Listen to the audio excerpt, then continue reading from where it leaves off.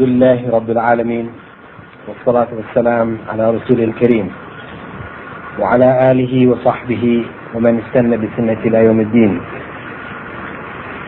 All praise is due to Allah, and may Allah's peace and blessings be on His last Prophet Muhammad sallallahu alayhi wa sallam, and on all those who follow the path of righteousness until the last day.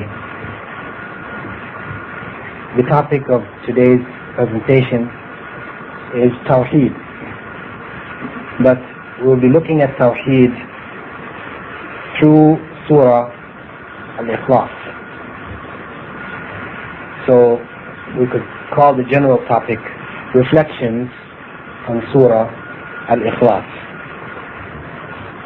This is the 112th or 12th Surah of the Quran, and concerning this chapter of the Quran, we have a narration, a tradition of the Prophet Muhammad ﷺ, wherein his wife Aisha reported that the Prophet Muhammad ﷺ had sent a man in charge of a detachment, an army detachment. And this man used to lead the group in prayer.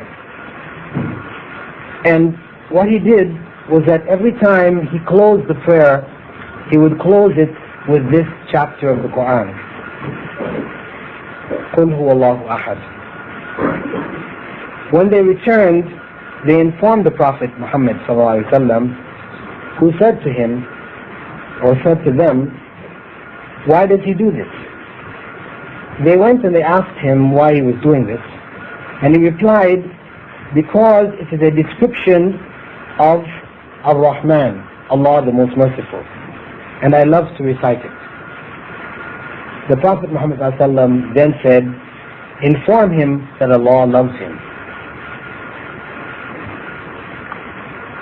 There is another narration reported by Anas, another of the companions of the Prophet Muhammad ﷺ, in which he said that there was a man from the Ansar, that is the people of Medina, who welcomed the Prophet and his companions ﷺ when they had to leave Mecca and re-establish themselves in Medina. A man amongst them used to lead the prayer in the Quba Masjid. Quba Masjid is the first masjid to be built by the Prophet Muhammad ﷺ and his companions, and it's just out on the outskirts of Medina. He used to lead them in prayer, and every salah that he led, he would begin the salah by reciting this chapter, قُلْ هُوَ اللَّهُ أَحَدٌ, and then he would recite another chapter from the Quran afterwards. That is after reciting Surah Al-Fatiha. He did this continually. When the people who were praying there, they asked him that it is as if when he reads this chapter, قُلْ هُوَ اللَّهُ أَحَدٌ, that he finds that it is not enough reward for him, that he needs to read some other chapter afterwards.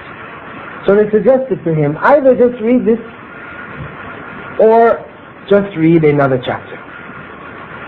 But he refused. He said, either you accept me reciting in this way, or I will stop leading the prayer. Because it's optional, you can choose somebody else. You don't like what I'm doing, you can choose somebody else. So he was the best reciter among them. So they really didn't want to choose anybody else. On one occasion, Prophet Muhammad ﷺ came to visit them, because he would come, especially on Jummah, he used to walk to Masjid Quba and he would pray there.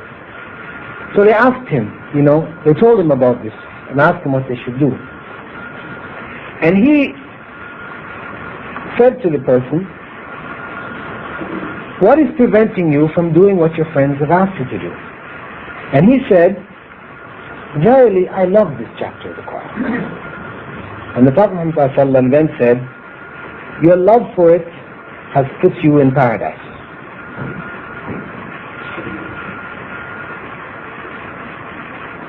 Another companion of the Prophet Muhammad ﷺ by the name of Abu Sa'id, he quoted the Prophet Muhammad ﷺ as saying to the companions on one occasion, are any of you unable to recite a third of the Quran at night? That is every night. Now the Quran, 114 chapters, is pretty long. When he said that, the companions felt it was too difficult for them. So they said, who amongst us can handle that, O Messenger of Allah? And he replied that قُلْ هُوَ اللَّهُ أَحَدٌ is equal to 1/3 of the Quran.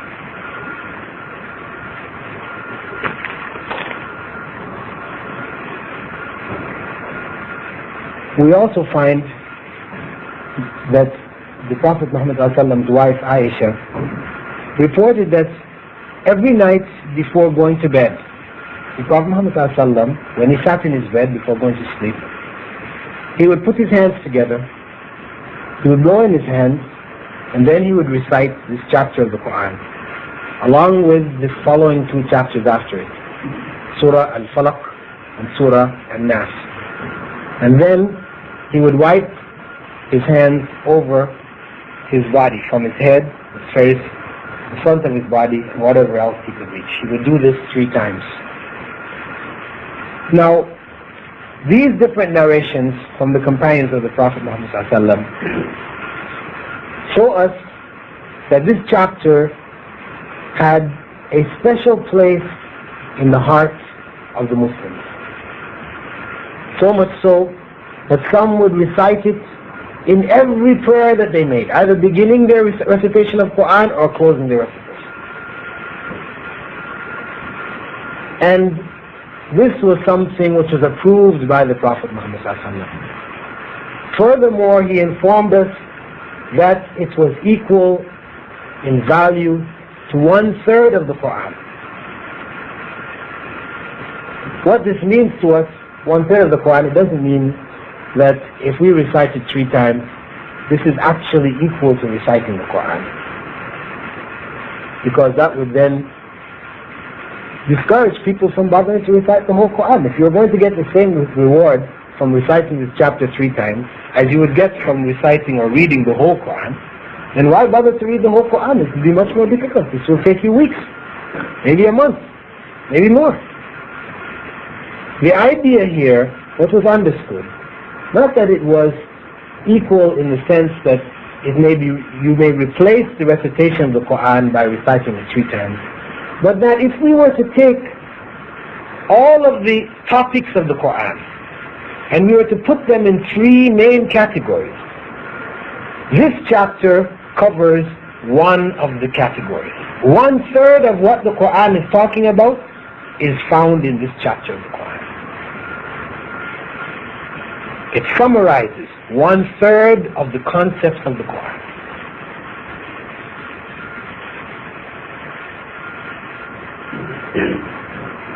Before reciting the Quran, we are told by Allah in the chapter known as An-Nahl, the bee, verses 98, فَإِذَا قَرَأْتَ الْقُرْآنَ فَاسْتَعِذْ بِاللَّهِ مِنَ الشَّيْطَانِ الرَّجِيمِ. Whenever you are reciting the Quran, you should seek refuge in Allah from the cursed Satan. This is a commandment of God for us to do so. Why? Because in the 2nd chapter of the Quran, in the 2nd verse, Allah says, ذَلِكَ الْكِتَابُ لَا رَيْبَ فِيهِ هُدًى لِلْمُتَّقِينَ. This is the book in which there is no doubt, guidance for those who fear God.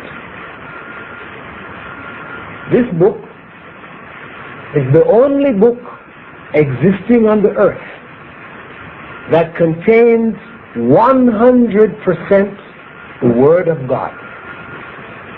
As we say, the whole truth and nothing but the truth. Allah says, it is the book of guidance for those who fear Allah. It doesn't mean that anybody who picks up the book and they read it, they're going to be guided. Only those who fear Allah, when they pick up that book and they start to read it, they will be guided. And I will tell you from my own experiences, in the Eastern Province, amongst the American troops, over the past 3 months, we had a number of cases of people who would pass through the tent. We had a tent set up, an information tent, with information about Saudi Arabia as well as information about Islam. And in one corner, books, Islamic books were being sold, and among them, copies of the Quran were being sold.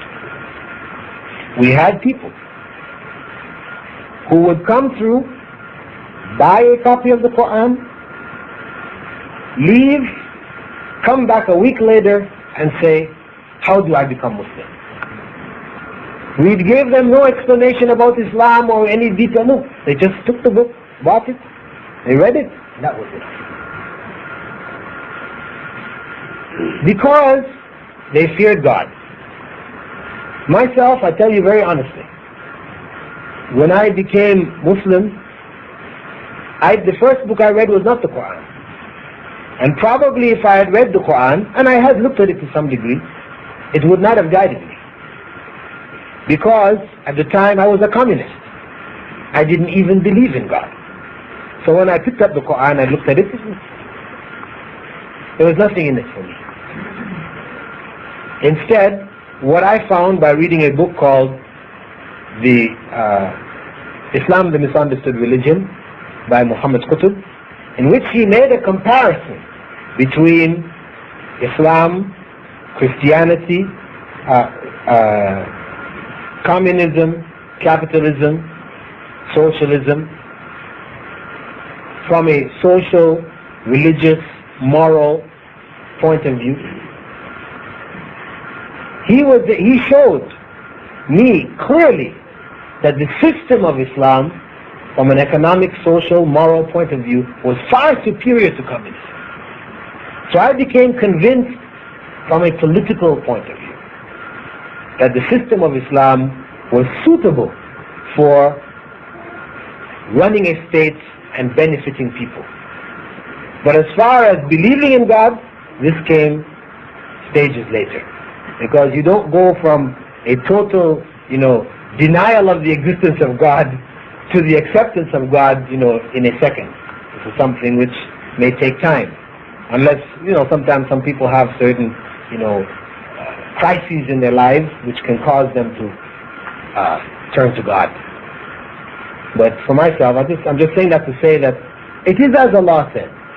This book is guidance for those who fear God. So if a person truly fears God, he picks up the Quran no matter what his background is, he will be guided. So knowing that, we know that the evil forces, Satan and his compatriots, they want for us what? Misguidance. They want us to stray from the path. They don't want us to find guidance. So naturally, when a person goes to get the Quran, to read the Quran, they are going to try their hardest to make sure that the person doesn't benefit from the Quran. And we all know, we are encouraged to read the Quran daily, to read some Quran daily. And as it said, the Quran is the most widely read book in the world. Unfortunately, most Muslims read it in a ritualistic fashion. They don't know Arabic, they learn how to read Arabic and they just repeat the words. But they don't really understand what is being said.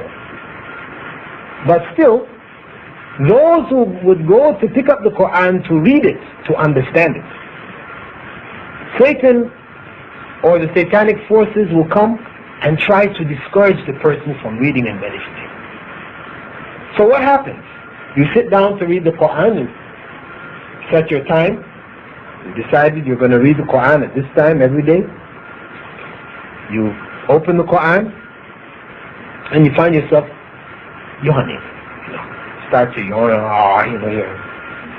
Your eyes are starting to get heavy now.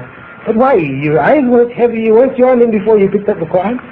So all of a sudden you pick up the Quran, you find yourself, you're telling us, then the thought comes to you, kind of tired now, it's after Fajr, in the early morning, maybe I need some more sleep. I'll read it later. So you close the book, you go to sleep.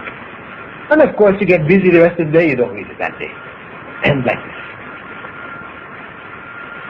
This is how the satanic forces can swerve you from the path, without you realizing it. I'm sure you've all experienced this with the salah, because salah is recitation of Quran also, our prayer. You get up to pray, and you were quite fine before. As soon as you get up to pray, you find half the people are praying and they're yawning. Why do you start yawning as soon as you get up to pray? This is a part of that satanic effect of trying to swerve people away from benefiting from the guidance that is there in the reading of the Quran and the remembrance of God. So because of that, we find that Allah has commanded us that whenever we are going to read the Quran, we should seek refuge in Allah from Satan. And this means doing it sincerely. Because if you just go through the ritual, you're going to read A'udhu Billahi Minash Shaitanir Rajeem, you go ahead. But it's just words you're saying. Then don't be surprised if you find yourself yawning and closing the book. Because seeking refuge in Allah is something which has to come from your heart. When you seek refuge in God to protect you, you have to say it with all your heart. It has to really come from your heart for it to have an effect.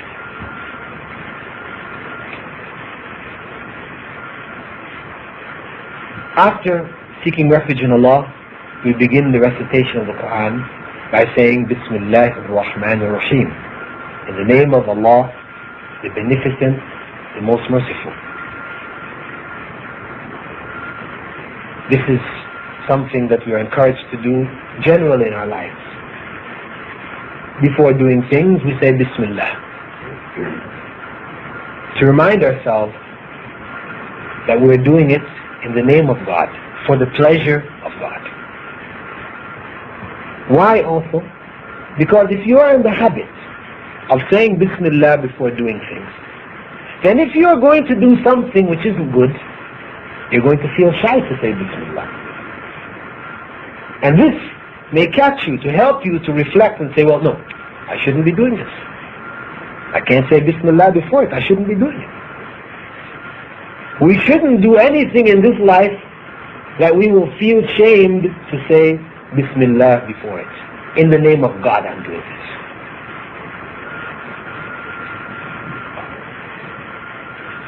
this. The first verse of this chapter, a very short chapter, revealed in Mecca, comprising of only 4 verses. The first verse, قُلْ هُوَ اللَّهُ أَحَدٌ. قُلْ, say, Huwa, He, Allah, Ahad, is unique. Say, the Prophet Muhammad ﷺ was commanded to tell the people. When we read the Quran, this is the same thing we should say. This is something that should be a basic, fundamental part of our faith. Allah is unique. And I didn't say Allah is one. You will find this translated as one. Ahad, as one. But actually the word which means one is wahid. This is the word which really means one in Arabic. There's a difference between the word wahid and the word ahad. Allah could have used the word wahid here, but He chose to use ahad. And al-wahid is one of Allah's names also. But Allah uses the name here, ahad. What is the difference? The difference is that when you say wahid, one, this doesn't stop there being another one. What do I mean? I mean, if I say there is one bottle of water here, it doesn't mean that there isn't another bottle of water in the other room. There can be, no problem. By saying one here, it doesn't exclude all others. But when we use the term ahad, it means it is the only one. There are no others. And because of that, in Arabic, we will use the term wahid to describe somebody. We can say, hunaka rajulun wahid. But we cannot use the term ahad to describe somebody. This term ahad is only used to describe Allah. You cannot say rajulun ahad. No. In Arabic, it is not acceptable. Rajulun wahid, but not rajulun ahad. So, there is something here. Allah chose this word to get across a particular idea to us. And this is the essence of the meaning of the whole chapter. Allah is unique. He is one of a kind. He is unique in his characteristics. He is unique in his actions. Anything that describes God, this is unique to God alone. Anything which describes his actions, they are unique to God alone. What I mean by it, I will explain in more detail. We go on with the chapter. The next line, Allah says, Allahu Samad. Allah is the one to whom all needs are directed. The term Samad, it has a number of meanings. One of them is that he is the one to whom all needs are directed, because he is the only one who can fulfill needs. So people, even though they may direct their needs to other than Allah, in fact they are directing them to Allah. Because Allah is the only one, God is the only one who can answer our needs. The term also means that he is the self-sufficient. He does not depend on anyone. He is the eternal. No one caused him. He is without beginning and without end. And Allah here is repeated for a purpose. We said, قُلْ هُوَ اللَّهُ أَحَدٌ. We could have said, قُلْ هُوَ اللَّهُ أَحَدٌ as-Samad, describing Allah without saying Allahu Samad. Or we could have said, قُلْ هُوَ اللَّهُ أَحَدٌ وَاللَّهُ Samad. But Allah didn't use either of these two forms. He chose this particular form. To emphasize, there is an emphasis. By repeating Allah's name here, there is an emphasis that whoever does not have these characteristics, this is not a true God. Any God who is not unique is not a true God. He is a part of creation. Any God who is not eternal is not the one who can answer your needs. This is not a true God. This is why you find in many places in the Quran, Allah asks the question of those who worship other than God, how it is they are worshipping these others besides God, who can neither benefit them nor harm them. They can do nothing for them or against them. because it is God alone who can fulfill our needs. So anyone who does not have these characteristics is not or cannot be considered a true God. So Allah repeats His name here to emphasize this. And the "and" is deleted because, as I said, it could have been قُلْ هُوَ اللَّهُ أَحَدٌ وَاللَّهُ الصَّمَدُ. That is, and Allah is the self-sufficient.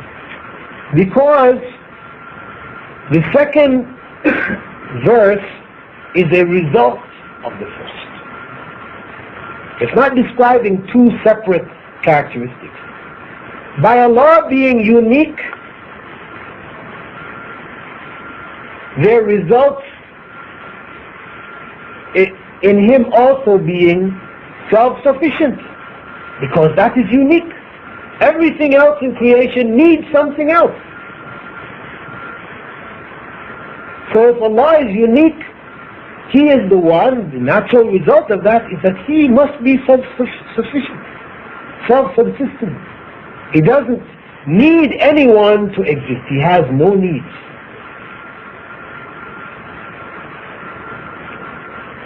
The third verse, Allah says, لَمْ يَلِدْ وَلَمْ يُولَدْ. He does not give birth, nor was He born. He doesn't have offspring, nor does He have parents. This is another way of putting it. Why Allah didn't begin by saying He doesn't have parents, nor does He have offspring? Because that's the sort of norm that you would expect. The father, then the child. Father is more important than the child. But why? Why did Allah instead put talking about having a child, having offspring, before talking about having a father or mother? Why? Because when you look at the masses of mankind who have beliefs, distorted beliefs about God, how many of them believe that God had a father? Few. Very, very few. I won't say there are none. There probably are some somewhere. But most people, the problem that they have is God having offspring. This is what they have. This is the main area of the problem. Whether you look at the pagans, pagan Meccans, they believe that the angels were daughters of Allah, of God. Or you look at the Jews, and the Jews started talking about sons of God even before it entered into Christianity. Because you can find in Genesis 4, verse 6, which says, this is after God has created Adam and Eve. They have been sent out of the garden, they're on earth, and they're having children. And the numbers increase. It says, when men began to increase in number on the earth, and daughters were born to them, the sons of God saw that the daughters of men were beautiful, and they married any of them they chose. Then the Lord said, my spirit will not remain in man forever, for he is mortal. His days will be 120 years. The sons of God. An idea is introduced right from the very beginning of the Bible. This is as the Jews tell it. They're talking about some mysterious sons of God. There have been various interpretations to explain who they are. In the apocryphal books, in Enoch, first Enoch 6 to 10, the origins of the devils are traced to these sons of God. That they were originally angels who fell from grace and became devils.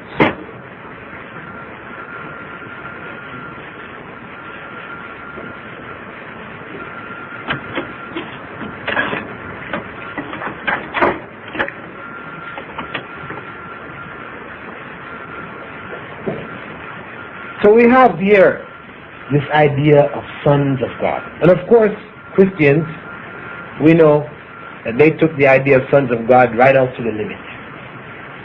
Though, if you go through the New Testament, in spite of all its distortions, you will not find a single verse in the New Testament where Jesus is speaking and he says, I am the Son of God.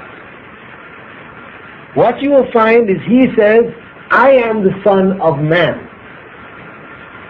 But people around him will be saying, as the Son of God did so and so and so and so, the Son of God, God so loved the world that he gave his only begotten Son. These are all the statements of those around Jesus, as placed in the Gospels.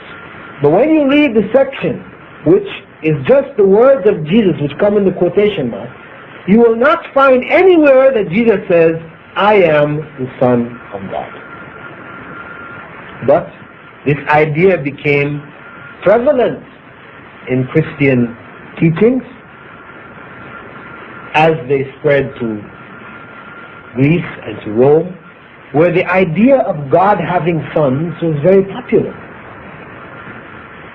Especially when it reached Rome, where the sun god, Apollo, he was the popular god at the time. They believe Apollo was the god who used to ride his chariot across the sky, pulling behind him the sun. That's how the sun rose and set. This is Apollo riding his chariot and carrying the sun. He was the sun god, and he was also the son of the main god. And at the same time, he was worshipped on Sunday. This is where the name Sunday comes from. If you go back in the encyclopedia, this is what you will find. Sunday was the day for the worship of the sun god. And the early Christians, who worshipped on what day? On the Sabbath. This is the day that Jesus and his companions worshipped. The Sabbath, Saturday, which begins on Friday. It begins on Friday evening and it ends by Saturday evening. This was changed to attract, by Paul and his companions, to attract the pagans of Rome. So Sunday became the day of worship for Christians. They're not following Jesus. They're following the product of human beings as time passed and the religion was adjusted and modified to suit the times. But the essence here is that there is the belief that God had a son. So here's the problem, the idea of God having offspring. So Allah in this chapter here, he says, Lam Yalid. He does not have offspring. And this is part of being unique, isn't it? This is unique. I mean, the unique one is the one who has no offspring. Because otherwise, everything else in creation has offspring. All the other beings, human beings, they're having offspring, they have children. So once you say God is having children, well, you're saying he's like everybody else, having children. He's not unique anymore. Then God goes on to say, وَلَمْ يُولَدْ, nor was he born. He has no father. For those people who are caught up in the idea that God has to come from someone, from somewhere, somehow. And Abu Huraira, companion of the Prophet Muhammad, he said that the Prophet Muhammad said that Satan comes to every one of you and says, who created this and who created that? Until he questions, who created your Lord? When it comes to that one, you should seek refuge in Allah and keep away from it. This is a natural question, induced and encouraged by Satan. And if you tell your child, as you're educating your children, you tell them, Allah created the sky, Allah created the earth, Allah created the trees, Allah created the rivers, Allah created the animals, Allah created you, Allah created me. The child then turns and says, well, who created Allah? It's a natural sequence here. And it is something which you have to answer actually. For a young person, it's not enough for you to tell them, no, don't ask this question. A'udhu billahi mink. You don't seek refuge in Allah from that person, from the child, and turn them away. No, you must address the question.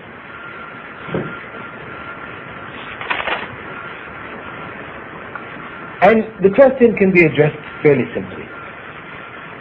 You explain to them that creation means having a beginning. When something is created, it means it had a beginning. And if God is the creator,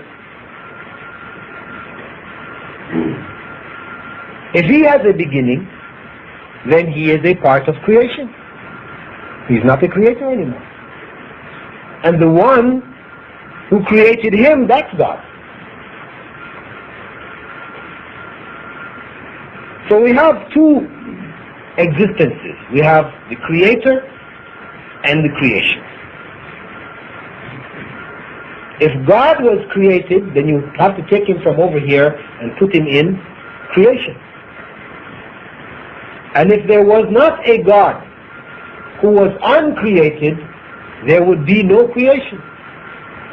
See, because if each and every one of us, everything here depended on someone or some force to create us, and that force was itself created, then nothing would exist. There had to be a force which had no creator, which causes everything to be created.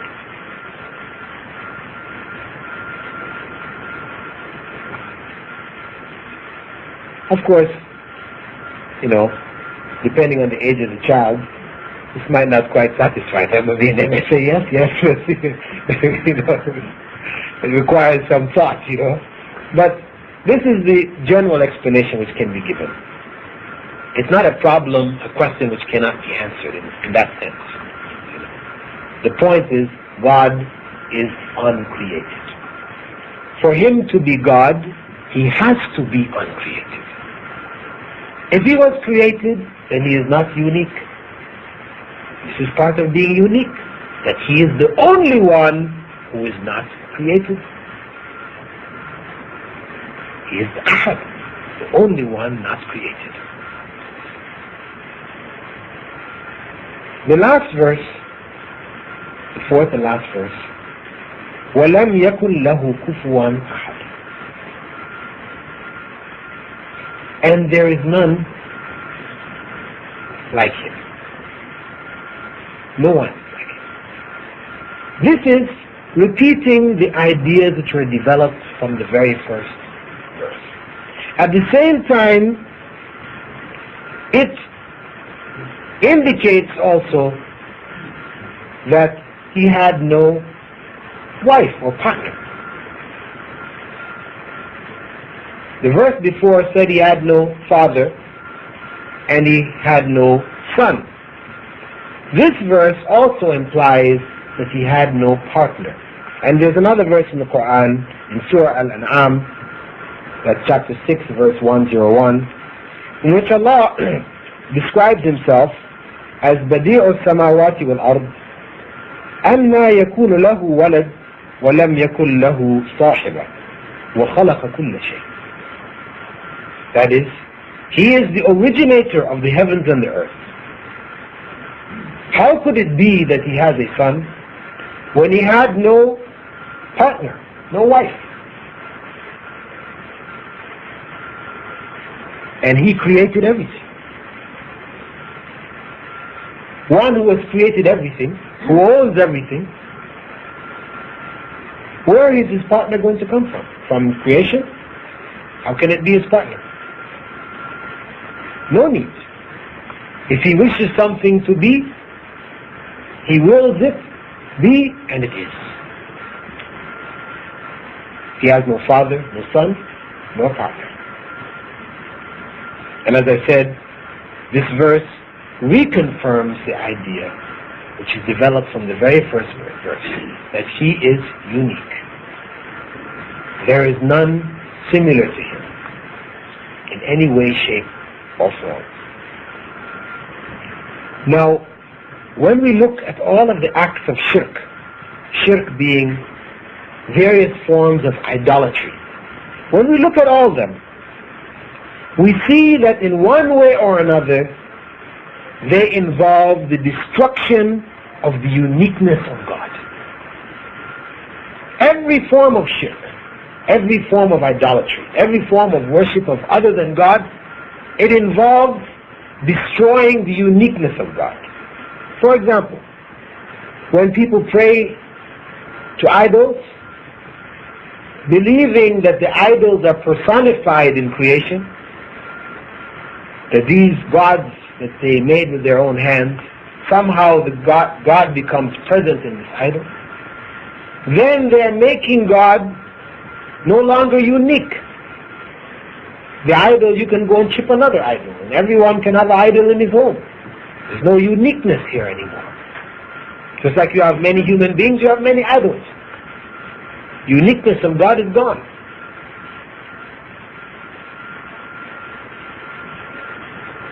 When you have people praying to saints, as in Catholicism, for example, or you may find ignorant Muslims in different parts of the world praying to people who they call saints, or those who pray to intermediary gods. They believe in one God, but they believe there are intermediary gods between themselves and God. What they do is they make God like their earthly leaders. In that, if you want to see the head of the organization, the director of this hotel, the Intercontinental, you as a person who is cleaning the rooms cannot just go walking into the director's office, you knock on the door, you come walking in, I would like to have some words with you. No.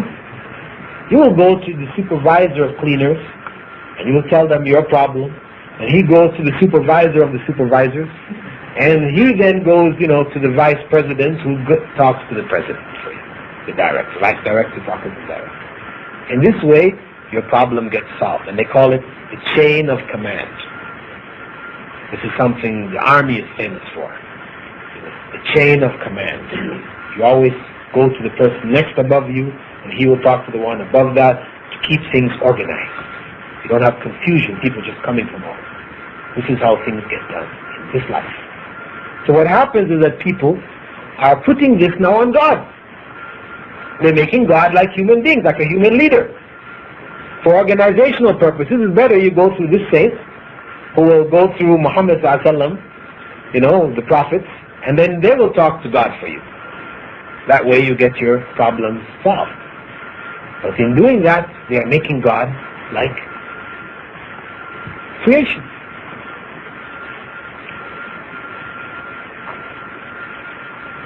Also, if we look in the case of those who deny God's existence, we have a body of people who call themselves atheists, from the communists or capitalists who are atheists, scientists, some.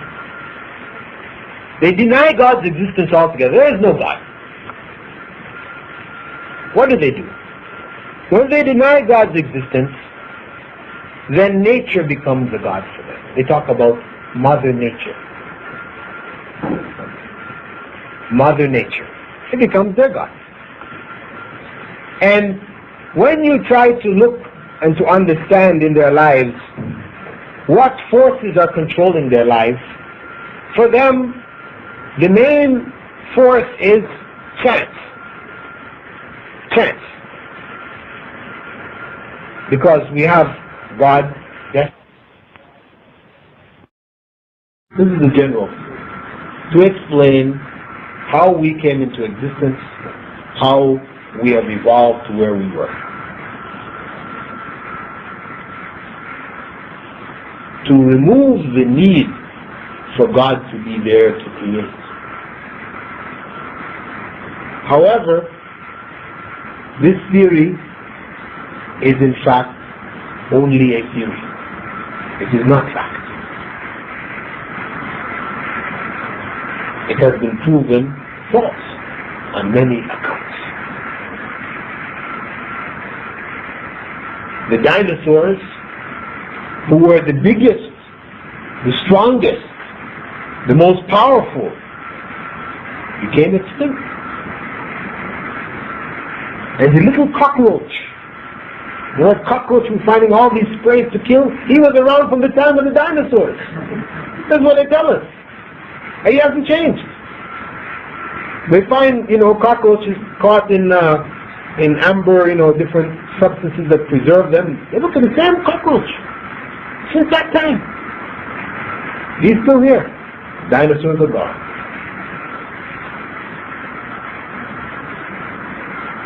And when they trace this theory back, eventually they must come to a beginning. And then they're stumped. Because if we trace man back, as they say, he evolved out of non-living materials, and then we trace these non-living materials back with the Big Bang theory, back to the beginning, when the Big Bang occurred and everything started to spread out, matter started to spread in the universe. We ask them, well, where did that original portion of matter that started the Big Bang come from? We don't discuss that. This is something unknowable.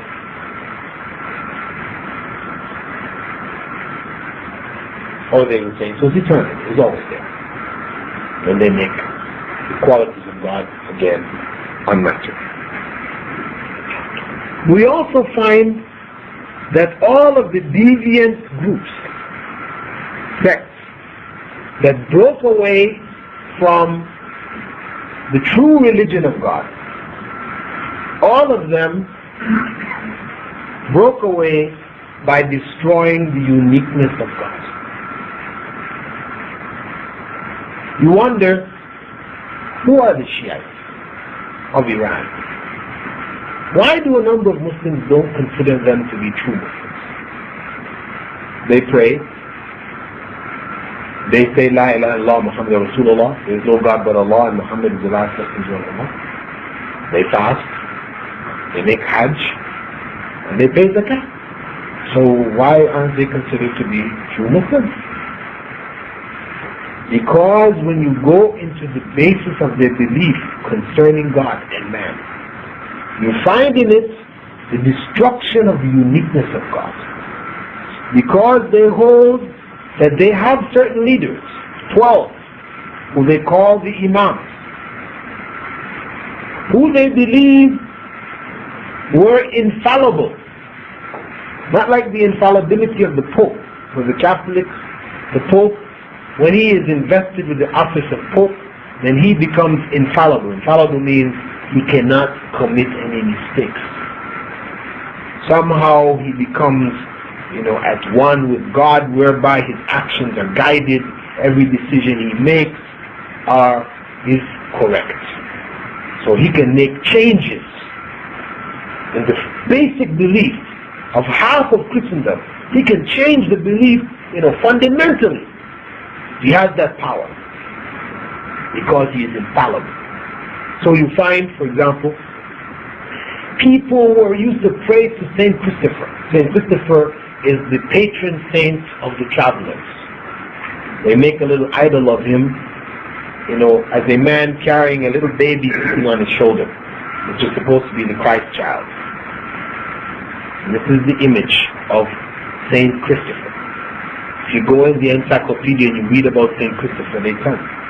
He was worshipped. People, when they're going on trips, they would pray to Saint Christopher to protect them in their journey and take them back safely, all this thing. People had been doing it for centuries. Back in the 70s, the Pope at the time, after certain research done by the Catholic scholars, made a papal decree cancelling Saint Christopher from the list of saints. He informed the people that Saint Christopher was fictitious. He did not exist. He was a fable, a myth. So you can't worship him anymore.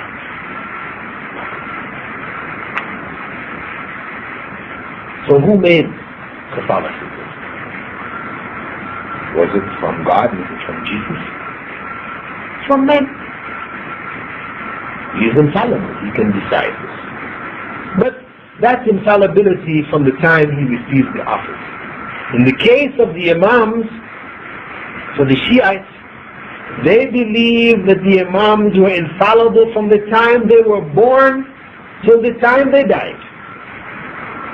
Total infallibility. It was impossible for them to do anything wrong. That is God. God alone is infallible. Man is fallible. He commits mistakes. God alone makes no mistakes. And this is why, again, when you go back into the Old Testament, where you see verses referring to God repenting for what he had done, you say, what? What is this? Is this God? God does not repent. Man repents. You repent when you did something, you didn't know what the effect was going to be, then it happens, turns out to be bad, and you feel sorry about it. This is not God. God is infallible. So when they put this characteristic of God on human beings, then they have destroyed an aspect of the uniqueness of God. Also, they hold that the Imams were omniscient. They knew the past, the present, and the future. They knew all things. Again, this is God alone. God alone knows all things. And of course, naturally, once you put individuals on this status, where they are infallible, they know all things, and they hold also that the atoms of the universe are submitted to them, then naturally they're going to worship them. And that's what happens. They pray to the Imam. They pray through them to God. And only God can answer the prayers. So in this way they destroy the uniqueness of God. We have another body of people known as the mystics, commonly called Sufis. The essence of Sufism is the belief that man contains a divine soul. That the soul of man is divine. It is from God. And that the most important thing in a man's life is that he try to get back to God, to reunite that part of him which is divine with the divine. And what is happening here is that once you say your soul is divine, means it's immortal, it is a portion of God, then God now is not unique anymore. He is the only one who is immortal. He is the only one who is divine. So they destroy the uniqueness of God here by attributing to the human soul divinity. So the surah speaks about the essence of Islam, 1/3 of the meaning of the Quran, Tawheed, the uniqueness of God. This we have to be very clear on. If we understand this, then we will protect ourselves from falling into any form of idolatry. If we don't understand this, then we will fall.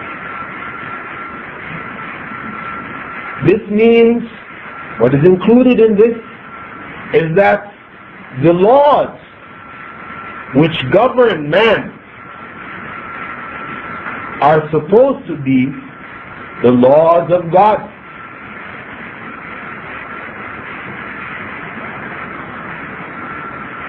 because he is the only one who has the right to set laws for mankind.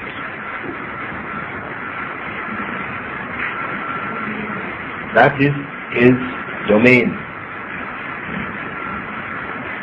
This is why Muslims are obliged to try to implement that in their lives. That the law of the land be the laws of God.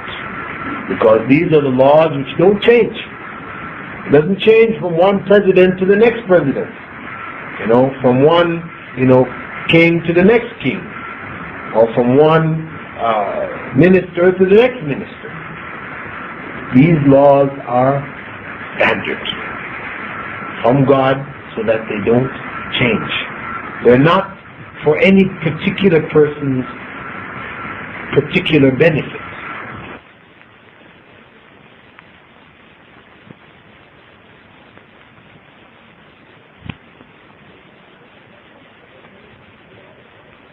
Angry, and he presses the button, the whole affair of the nation can go up in smoke based on that. So we don't put ourselves in that situation. Well, yes, these are, rational, interpretations. Let's put them that way. The basis is the Prophet Muhammad ﷺ recommended it should not be. And we know that the state is we could say an extension of the family. And the head of the family is male, as the norm.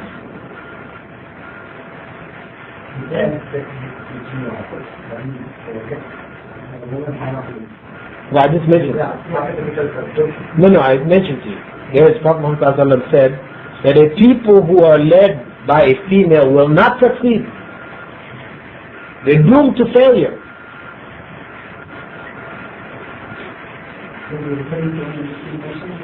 Nations, period.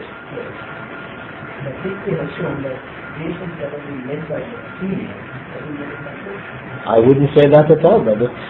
I think history has shown otherwise.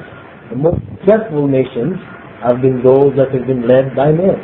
America, which is the most successful nation of the 20th century, has never had a female leader.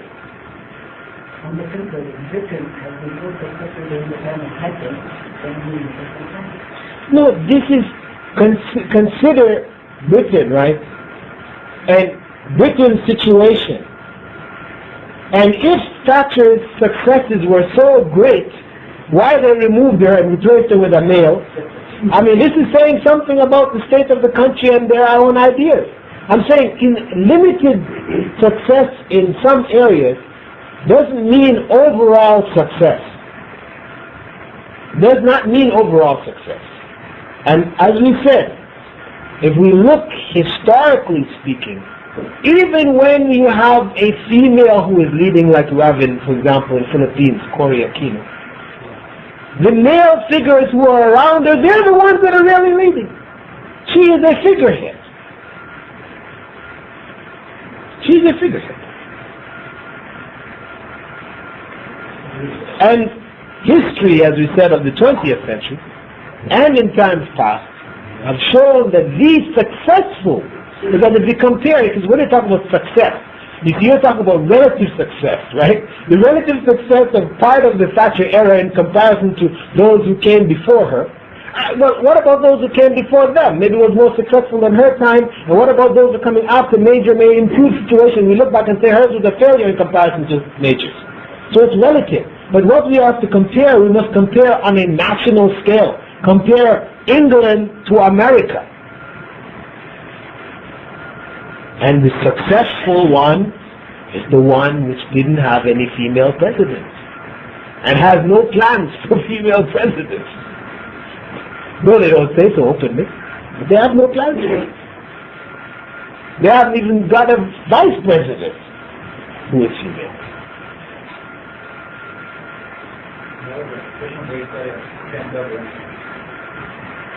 Like Allah says in the Quran, ask the plural place, these. This plural form we, and it's only we, right? We don't find they, which is also plural form.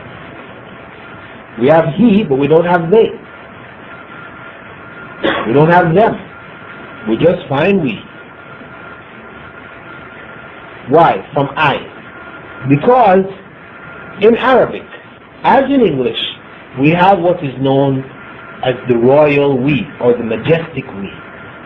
When Queen Elizabeth is reading to the nation what she plans to do, she says, we will visit Saudi Arabia.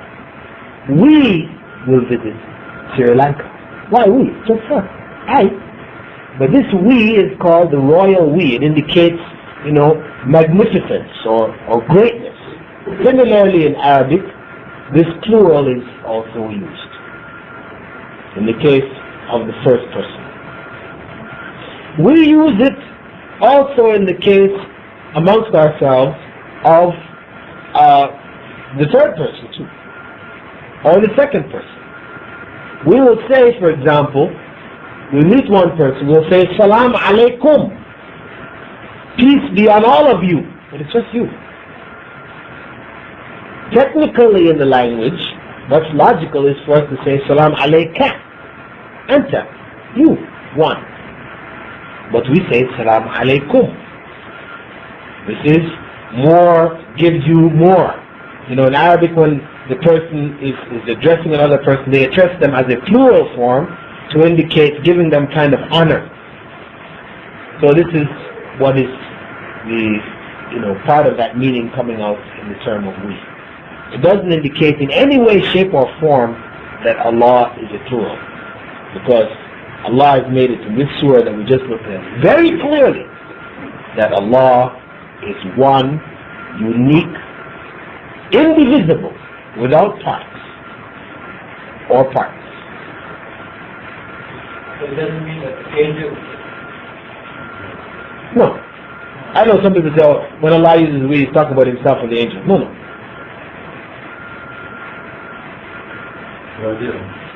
Because he'll say, for example, when he created Adam, and we created him, was it the angel created Adam? No, Allah created Adam. So they never believe that the feeling, maybe they compare with ministry. Yeah, naturally, just trying to find support, but the texts of the Quran are so clear, so crystal clear about the fact that God is one unique being, without partner, Father, Son, Holy Ghost, or whatever, that doesn't provide enough of a basis for one to try to argue that the Trinity exists in Islam. No way.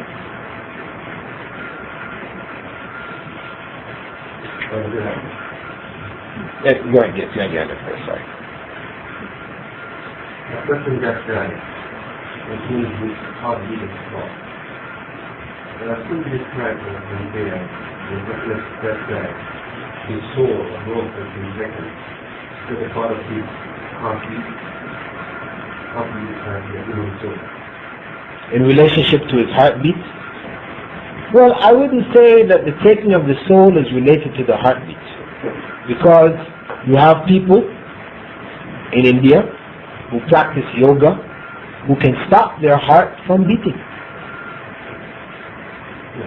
In general, if somebody has the heart beating stopped, it means he's going to die. No, many cases a person's heart starts beating and they hit him on the chest, it starts beating again. They bring the electrodes, they hit him, boop, it starts beating again. I would like to supplement brother's question there. Which part of the human from interstate? Which part of the human body? We have no authority to say. We cannot say it is situated in the heart and it's connected to the heartbeat. No. Whether it is throughout the body, infused in every cell, God alone knows. We do know that the body can function to a certain degree without the presence of the soul. Because if you hook up the person to the heart lung, he is dead. And his heart can still keep beating and his fingernails growing, and you put in, as long as you keep giving him nourishment, he can continue. But he is dead. You take the machine off him, it all stops. You keep the machine on and it keeps going. So the reason why I'm asking is that in this nowadays, the modern life, people can just simply transfer the heart from the person to another person. That's why it's no problem. As long as we understand that the heart is not the key. It's not so easily transplanted anyway. Let's not make it easy, but we have done. There is a relation with that question. Yeah. So the person that got donated to his own heart, the person that, who might let his future wife be irrelevant? Now, the other person they're going to do is decide the point something. I don't think that is only. Now being a donation that who has given his heart to somebody that the person lies in prison is going to be a maker, for example, or how could you even be on Islam? Well, I don't think that for the majority of scholars who hold that the donation of organs is allowable, right? And there is a body of scholars who hold that it's not, that you cannot transfer any part of your body to anybody else's body under any circumstance. There are those who hold this. But we say, given the opinion of those who hold that you can, the transferal of part of your body to another person's body, I mean, even if that person is an evil person, a bad person, whatever, that doesn't affect you in terms of standing before God on the Day of Judgment. Because that person is going to die, his body is going to fall apart. But when God, brings you back together to be resurrected, you will be resurrected as you were. He will take and gather the atoms from wherever they are and recreate you. It doesn't matter that one of your atoms was in somebody else or whatever. It doesn't matter. What happened? They bury you, you die, your body breaks up, it's absorbed into the soil, rain comes, it's carried through, it's picked up in the root of a tree, it grows into a banana, somebody eats the banana, it's inside them, and it's not, we don't really give any special significance to that. It doesn't really affect our situation on the Day of Judgment.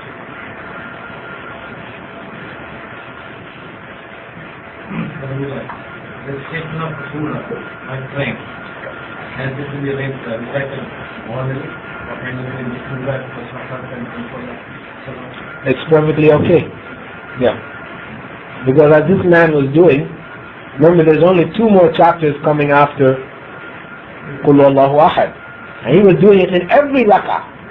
He would start off with Qul Huwallahu Ahad. So be sure he was not saying Qul A'udhu Birabbil Falaq and Qul A'udhu Birabbin Nas every time after each one. No, he was maybe going to Baqarah, going from all over the Quran. So this is not required that you follow the order in the recitation. Of course, a number of people hold that it is preferable. But we don't have anything specified by the Prophet Muhammad to that effect. In his own recitations, you'll find examples where he recited in one rak'ah, one surah, and another rak'ah, surah which came before it, or a part of one surah and a part of another surah. Proper journey, is it soul, both, or body? Both the soul and the body. This is the opinion which is the most authentic. You have a body of people who hold that it was just a journey of the soul. But if you look into the actual events which the Prophet described and his companions described, you will see there is sufficient evidence to indicate that this journey was not a journey of the soul. Because when he informed the people of Mecca. If he was telling them something which happened in a dream, which was not him bodily going, there would be no big thing for them. They could accept that. You dream, you go to sleep, you dream, you went to America, you were in the United States doing this or doing that, and you came back. This is all in a dream. Nobody's going to make any big deal. But if you told me last night I went to America and came back, this is a big deal now.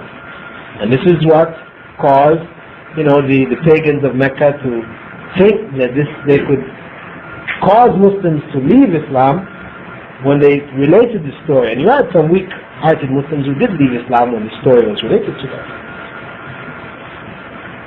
Also, on the way back, the Prophet Muhammad ﷺ, on his journey going, he saw certain things,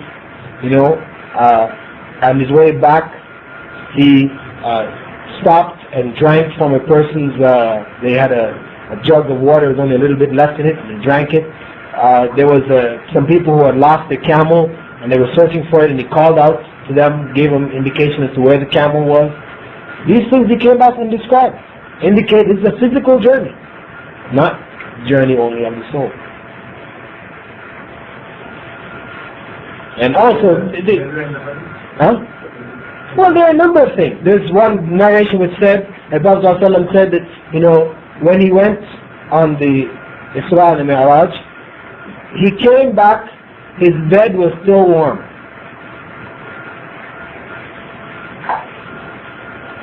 This is something physical. I said all these descriptions we describe here, these are all physical things.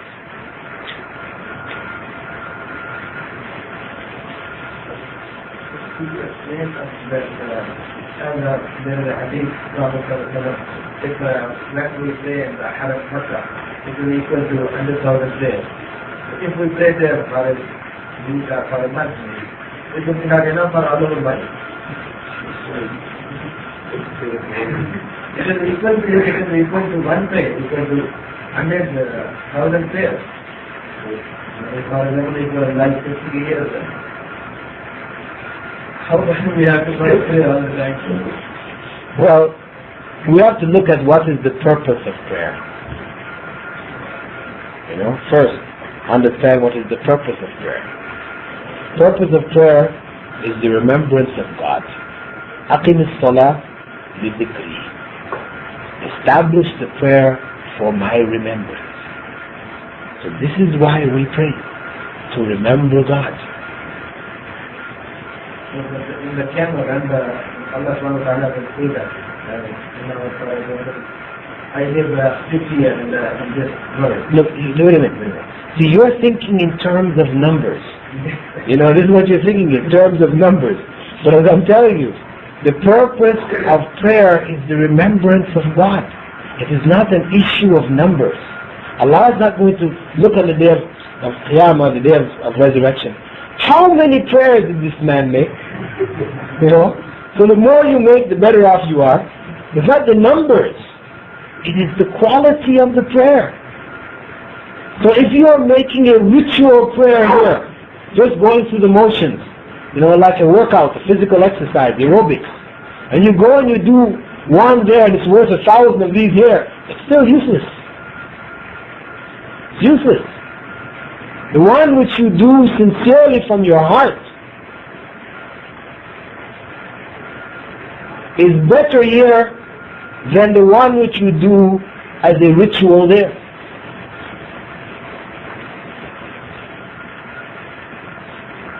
You understand?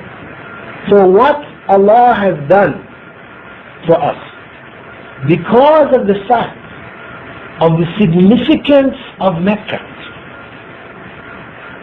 the place where the first house of worship to God was set, to which pilgrimage is encouraged for us to go. Going for what purpose? Going for the remembrance of God. So, Allah, through His grace, He multiplies the reward of your prayer there. Be sure, there are plenty of people in Mecca praying there and getting zero for their prayers. And people praying here and getting reward that those people will never see. So it is about the remembrance of God.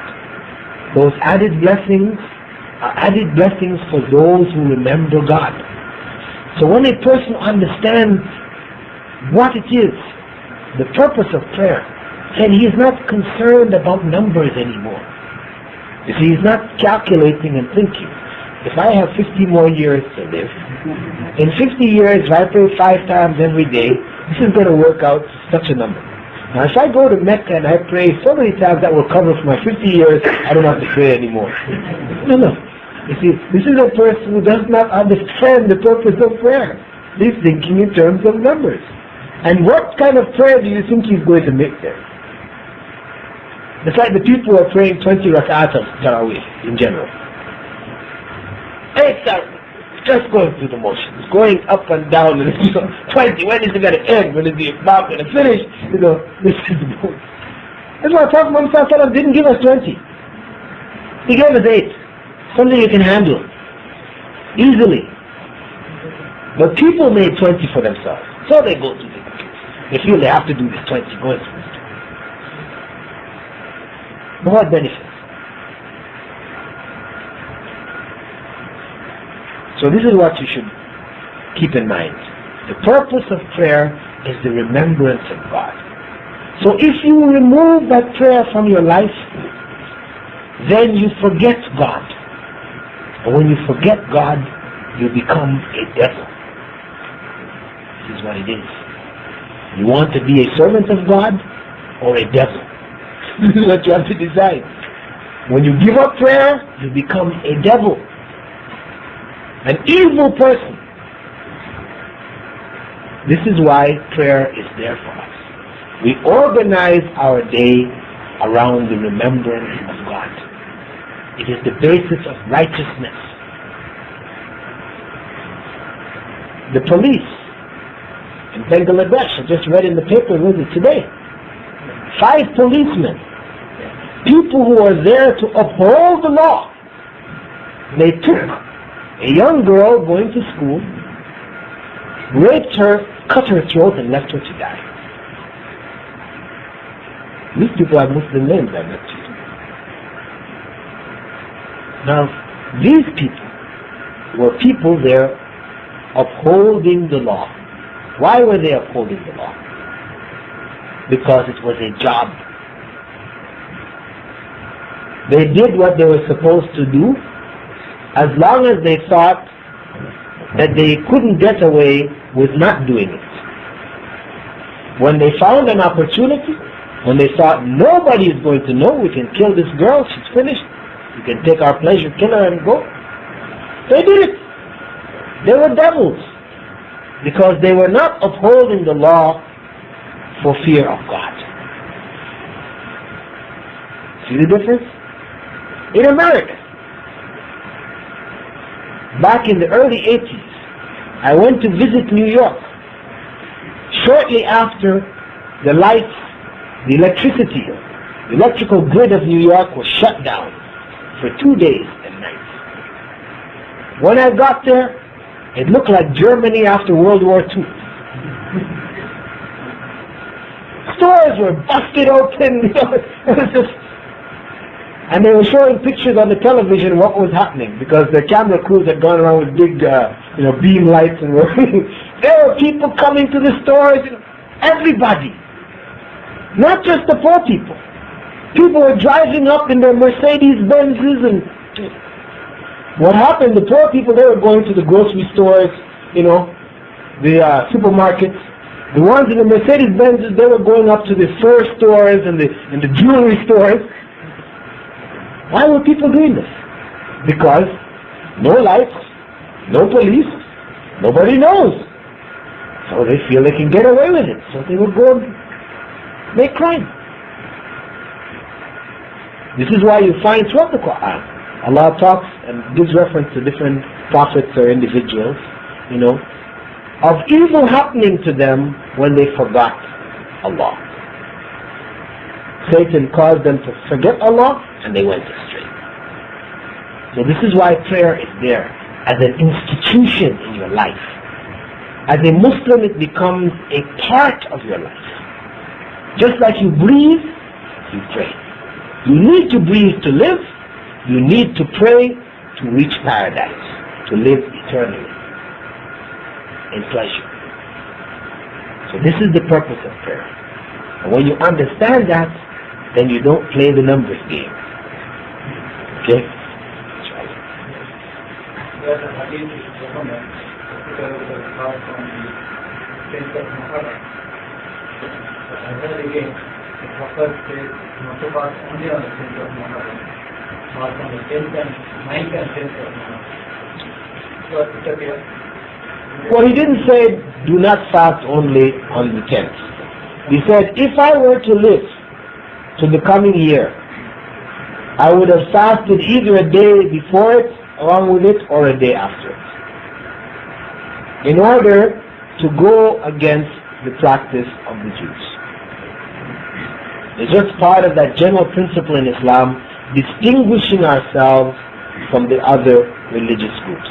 It is not prohibited for you to fast on the 10th alone, but it is preferable for you to fast the 9th and the 10th, or the 10th and the 11th. I think this Prophet studies and refers to that most of fast is on the Friday, and you fast on the Thursday and Friday, or Friday and Saturday. If the 10th falls on Friday, you have to necessarily fast on the Thursday and Friday. So the 11th will be Tuesday, which is around the No, but what the hadith says is that you should not choose Friday out of the other days and specify it as a day for fasting. No, follow this now. You are fasting on the 10th of Muharram. You're not fasting on Friday. This is not, to understand, the 10th of Muharram varies from day to day around the year. So if it happens to fall on a Friday, you are not intentionally fasting on that Friday, so that hadith doesn't apply to you. So that means they can fast only on the Friday. You could. Yes. It's just like, for example, the fast on the day of Arafah. Prophet ﷺ recommended it. Fast on the day of Arafah, one who does so, it removes the minor sins of the previous year, or what was 2 years of the year, and what is to come afterwards towards the end of the year. This year it fell on Friday. So the question is, were you allowed to fast on that Friday? Yes. You're allowed to fast on Friday, because you are not specifying Friday as a day of fasting. This is what is prohibited. Specifying Friday as a day of fasting. Okay. Also, in the tradition has that the Prophet fasted during his journey from Medina to Makkah at a time when the means of communication were so difficult and the return journey without really meant that it was.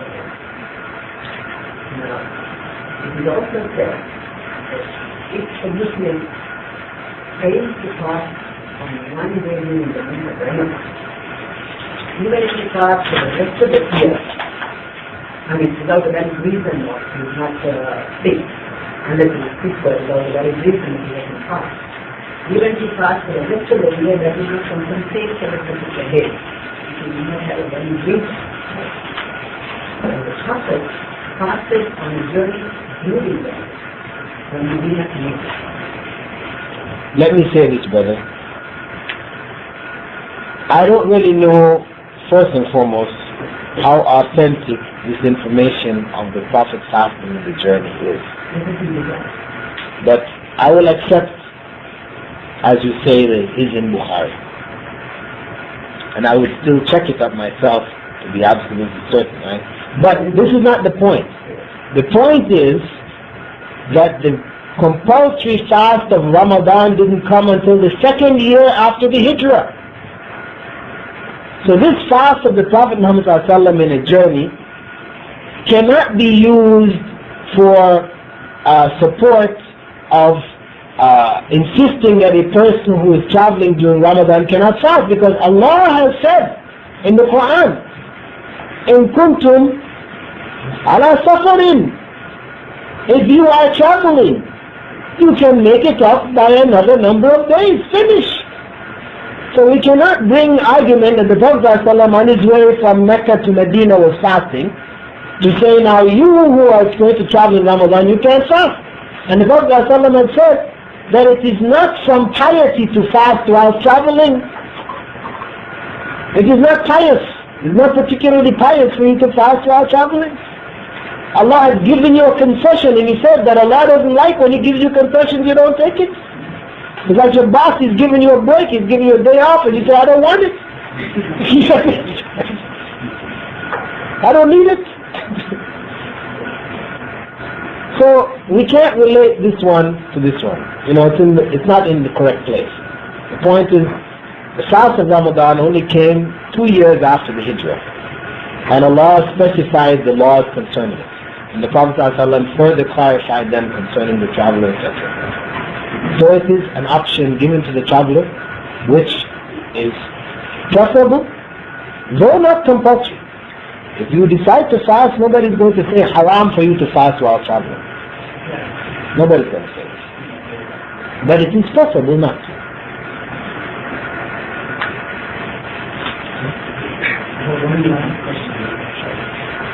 You will recall that various explanations that we gave concerning riba when the person spoke. Yesterday I happened to be for Arab News. We are very interesting About, yeah. How would you try to explain it? Well, you know, we have a brother who has changed his opinion, you know, concerning insurance, because originally he said insurance is prohibited, life insurance, and then he changed his position to the fact that it is allowed. And surely you will find a variety of different opinions coming up, right?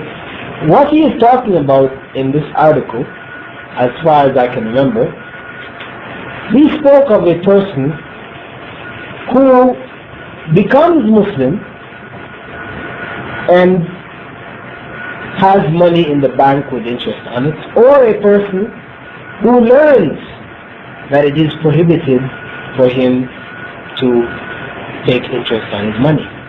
What to do from this point onward? This is what he's dealing with. Right? He's not dealing with a person who knows that it is prohibited to collect interest, and he is going to put his money in the bank and take that interest and do this and do that and do the other. He's not dealing with it. Right? But still, in spite, I was trying to make a distinction in terms of what he's actually dealing with in the article. This is his opinion, and you heard what he explained. And I gave you what I have understood from the Quran and the Sunnah concerning riba. And you hear the harsh words of Allah, you hear the harsh words of the Prophet Muhammad, and it's for you to decide whether, if you want to take the nice soft words of Adil Salah, who says, okay brother, you can do this, you know, and you avoid the harsh words of Allah and the Prophet, on the day of judgment, Allah is going to ask you, for you. Reason why I asked you this question is, why is this type of propaganda allowed? Well, brother, this is a person writing in a newspaper. He has an opinion which is shared by other people who are, we call them scholars in Islam. We have scholars who hold this opinion. So, I was trying to say, why is this allowed? I mean, is Arab News an Islamic newspaper?